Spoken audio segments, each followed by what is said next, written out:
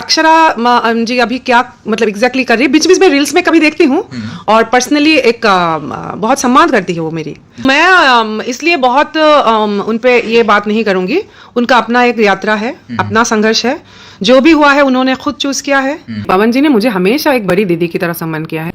पवन जी के साथ बहुत साल से मुलाकात नहीं है मेरी जी। लेकिन सामने जब भी आए वो दीदी कह के आए, प्रणाम किया हमेशा। गॉसिप कल्चर है और ये कंटेंट नहीं है ना, आपके पास जब कंटेंट नहीं है तो आप तो न्यूज में रहना चाहोगे ना, तो आप न्यूज में क्या करोगे, कभी एक दूसरे को गाली दो, कभी एक दूसरे को ये बोलो ये करता था वो करता था।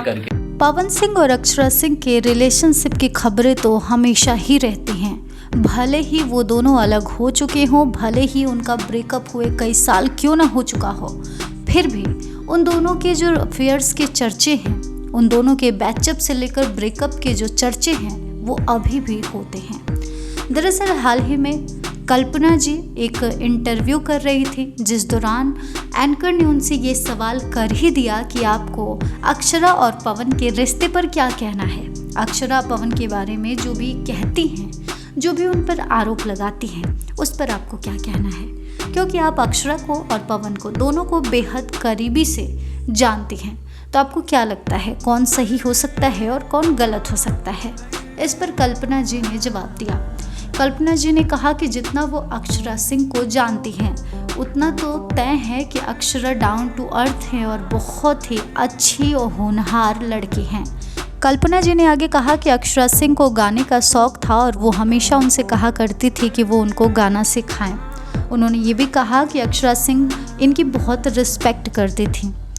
कल्पना जी के अनुसार Akshara Singh down to earth थी, हम्बल थी और बहुत ही ज़्यादा टैलेंटेड थी।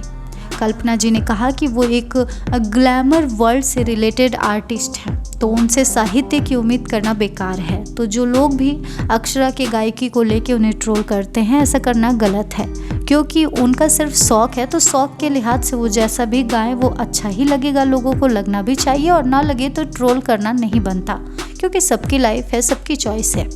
इसके बाद कल्पना जी पवन के बारे में बात करती हैं, तो उनके बारे में बात करते हुए वो कहती हैं कि वो तो बहुत ही अच्छे हैं, जब भी मुझसे मिले दीदी कह के बात किया, मुझे प्रणाम किया, मुझे बहुत रिस्पेक्ट दिया। हालांकि अभी हम मिलते जुलते तो नहीं है, लेकिन जब भी मिलना हुआ वो मुझे बहुत इज्जत देते हैं। तो सब मिला जुलाकर कल्पना जी ने कहा कि पवन और अक्षरा के बीच क्या था वो उन दोनों का मैटर है।